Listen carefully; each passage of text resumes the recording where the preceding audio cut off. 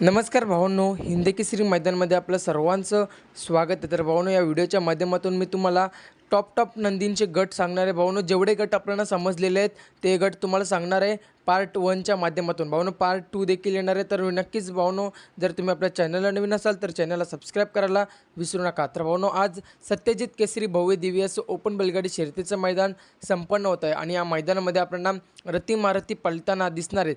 तर भावांनो, लगेच व्हिडिओला सुरुवात करूया. तर भावांनो, पंढरी शेठ फडके, दादा सरकार, विगर पनवेल यांच्या नावाने भावांनो 4 चिठ्ठे निघालेले आहेत.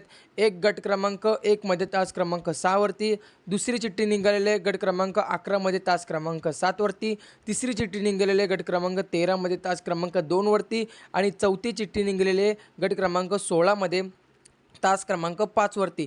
तसंच भावांनो, विठ्ठल नानांच्या नावाने देखील बऱ्याच चिठ्ठ्या निघालेल्या आहेत. तर भावांनो, विठ्ठल नानांच्या नावाने गट क्रमांक 4 मध्ये तास क्रमांक 1 वरती पहिली चिठ्ठी निघालेली आहे. गट क्रमांक 7 मध्ये तास क्रमांक 5 वरती दुसरी चिठ्ठी निघालेली आहे आणि गट क्रमांक 12 मध्ये तास क्रमांक 7 वरती तिसरी चिठ्ठी निघालेली आहे विठ्ठल नानांच्या नावाने. कारण विठ्ठल नानांचे आज धावण पलताना दिसणार आहे. कुठल्याही गटामध्ये कोणताही नंदी त्यांचा पलताना दिसू शकतो.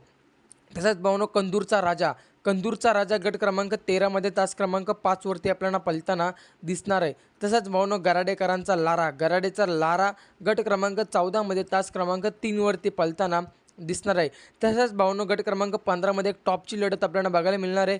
गट क्रमांक 15 मध्ये तास क्रमांक 3 वरती MM नाना यांचा राजा पलताना दिसणार आहे आणि गट क्रमांक 15 मध्येच तास क्रमांक 5 वरती रायना आपल्याला पलताना दिसणार आहे. अशी लढत आपल्याला गट क्रमांक 15 मध्ये पलताना दिसणार आहेत. भावांनो, हे गट चांगलेले आहेत. अजून बरेच टॉप नंदींचे गटचे व्हिडिओ आपल्या चॅनलवरती येणार आहेत.